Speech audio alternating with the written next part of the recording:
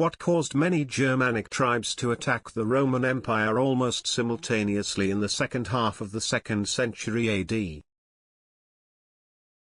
What was the reason for the German tribal groups, the Quadi and the Marcomanni, who had friendly relations with the Roman Empire, to invade imperial territory? What caused the invasion of the German tribal confederation, the Alemanni, which was Romanized mainly, into the Roman Empire? We attempt to find answers to these questions by exploring the tribal groups and the time of their invasions.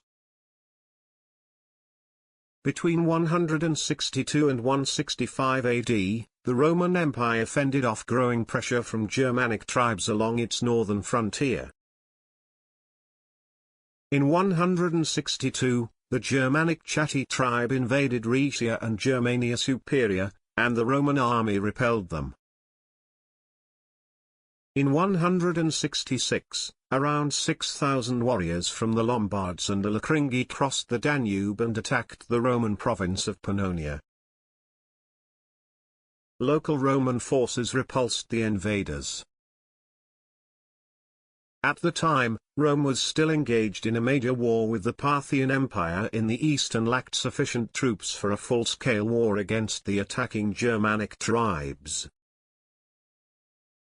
To avoid a greater disaster, the governor of Pannonia negotiated with the Germanic tribes, whose embassy was led by Ballum, the leader of the Germanic tribal group, the Marcomanni.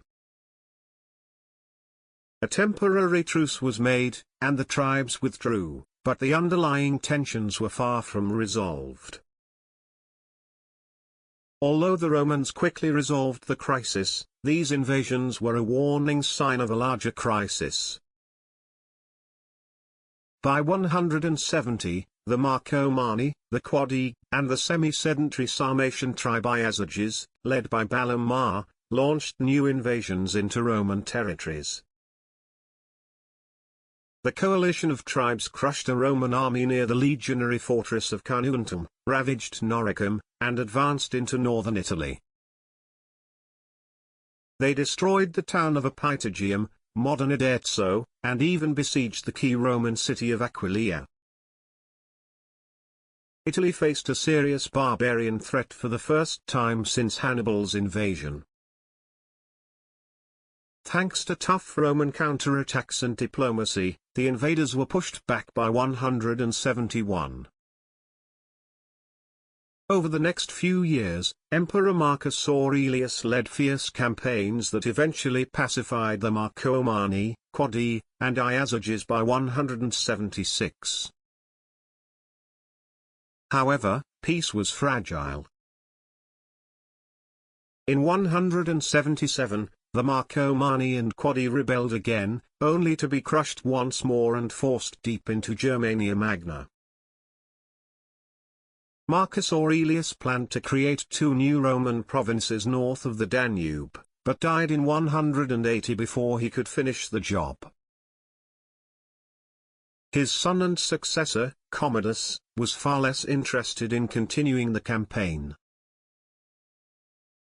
Ignoring his general's advice, Commodus quickly signed peace treaties with the tribes, preferring luxury and stability at home over costly wars abroad.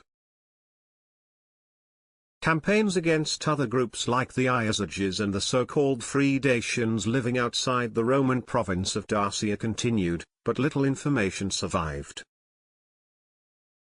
Before the Marcomannic Wars, relations between the Roman Empire, the Marcomanni, and the Quadi had been relatively peaceful. Trade with Rome brought them prosperity, and many members of their tribes enjoyed Roman goods and culture. However, at some point, the Marcomanni wanted to migrate into the empire's territory. At the same time, in the 2nd century AD, the Goths began to expand southeast from the estuary of the Vistula River, towards the Black Sea, into the territory of modern Ukraine, while simultaneously putting pressure on neighboring Germanic tribes. The wave of pressure from the Goths expanded and reached the Marcomannian Quadi, which in turn caused them to want to move into the territory of the Roman Empire. When they were refused entry, the Marcomanni and other tribes invaded the imperial territory, trying to occupy the place for their stay. The Marcomannic Wars revealed the vulnerability of the Roman Empire's northern border defences. The number of Germanic settlements increased in the border provinces, including parts of Italy, Dacia, Pannonia, Germania Inferior, and Germania Superior, as well as in Italy. While such integration was not unprecedented, the scale necessitated new administrative actions. Although the Germanic tribes were temporarily contained, the Marcomannic Wars were the start of large-scale invasions in the 4th and 5th centuries that contributed to the collapse of the Western Roman Empire. In the 3rd century, new problems were brewing in the east of the Roman Empire. In 224, the Parthian Empire fell and was replaced by the more aggressive Sassanid Empire. By 260, during the Battle of Edessa, the Sassanids defeated a Roman army and even captured Emperor Valerian.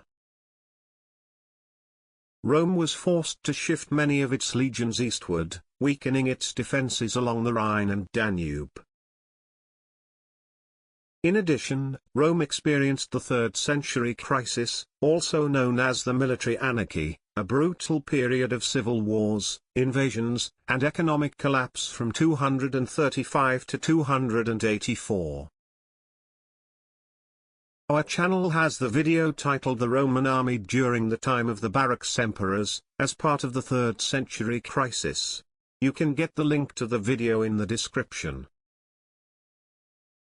One of the rising threats during this time was the Alemanni, a confederation of Germanic tribes living in the territory of modern Wetterau, first mentioned by the historian Cassius Dio around 213. According to Dio, Emperor Caracalla betrayed the Alemanni and defeated them after pretending to offer them help, turning them into bitter enemies of Rome. Archaeological evidence shows that the Alemanni were largely Romanized, living in Roman-style houses and using Roman household items and clothing. In 233, the Alemanni struck hard at Roman provinces Noricum and Rhaetia but were driven back. The young Emperor Severus Alexander attempted to bribe them into peace, but his troops viewed this as a sign of cowardice. They rebelled, murdered him, and declared Maximinus Thrax emperor. Maximinus immediately marched into Germanic territory and defeated the Alemanni in the historic regions of Württemberg and Baden. Over the following decades, Rome's hold on the frontier weakened. By 260, Roman forces abandoned the Agri Decumates, the strategically important region between the Rhine and Danube, which the Alemanni quickly occupied.